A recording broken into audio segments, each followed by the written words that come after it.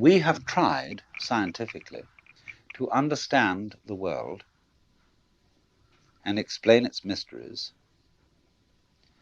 by analyzing the smallest particles of things that exist. Inquiring down, what is this thing we call flesh or call steel or stone? What is it made of? Go down into the midst of it. And that's given us a certain understanding. But only half of the understanding. Equally important is not what is the tiniest particle, but in what context is the tiniest particle. You see? In relation to what is it?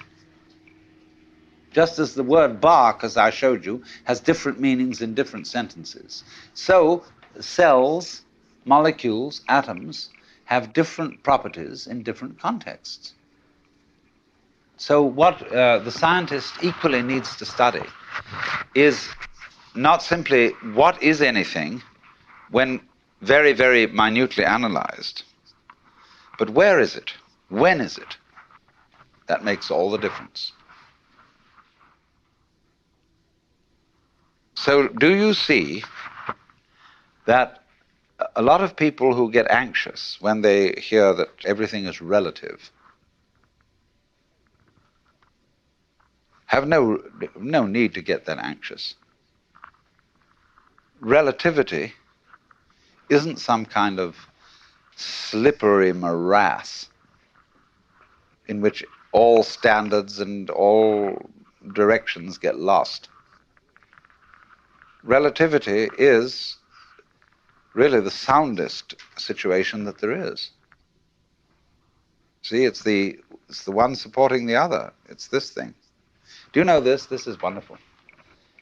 X marks the spot. Imagine this going on and on. Supposing my finger were indefinitely long, both fingers, and they were doing this. See, they're just crossing each other. Now, on one side of it, it's a pair of scissors, and it cuts. What is it on the other side? Why, it's opening female legs, saying, please come in. This utter softness, utter receptiveness. On the other side, it's but on this side, it's please, please, please, please, yes. Welcome. And everything's based on that. See, it's this way. Sharpness, teeth, biting, spines, crab shells, all that kind of thing, you know. On the other side, it's the melting softness of life. See, they go together just like that.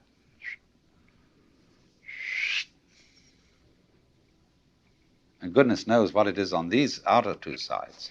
I haven't thought about that yet. So, if you see that, if you get that principle, you can feel yourself not sort of just rattling around in the world as a kind of, somebody who's been stuck down there. But you can feel yourself going on in absolutely exact relationship with everything around you. And this is very beautiful. It isn't just that you are here looking at what's out there, like you might be photographing it with your eyes. It's that if that there wasn't there, you wouldn't be here.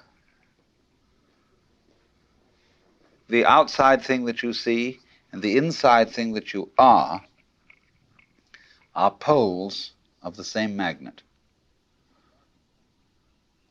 or back and front of the same coin, and without one there isn't the other.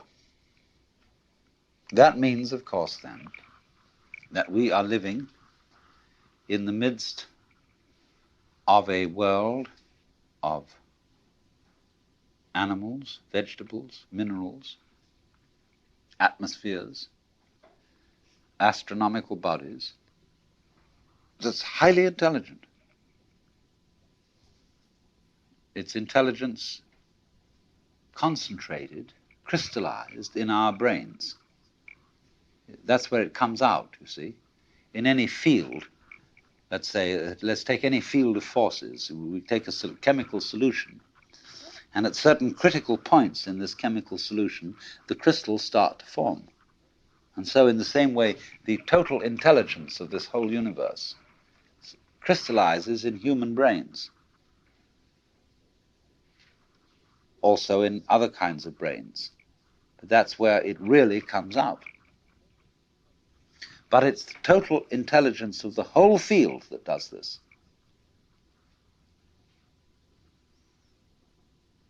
So we go with the whole thing, interdepend with it. We don't live in an environment which is just rock, just air, just atmosphere, and so on. The environment's only like that when we think about it analytically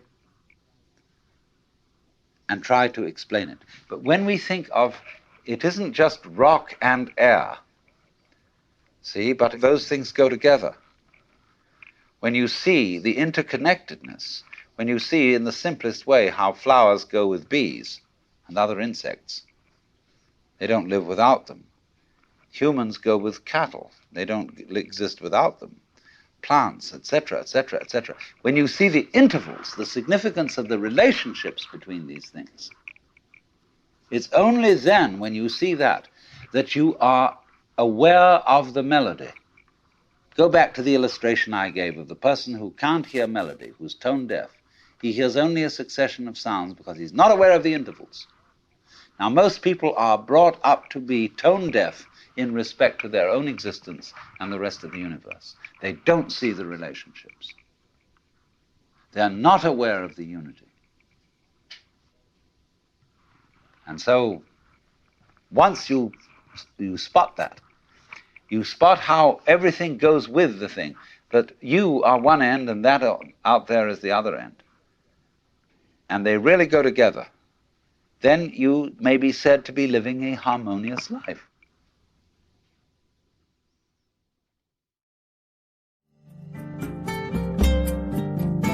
This concludes Session 3 of Out of Your Mind, Essential Listening from the Alan Watts Audio Archives. Our program continues with Session 4.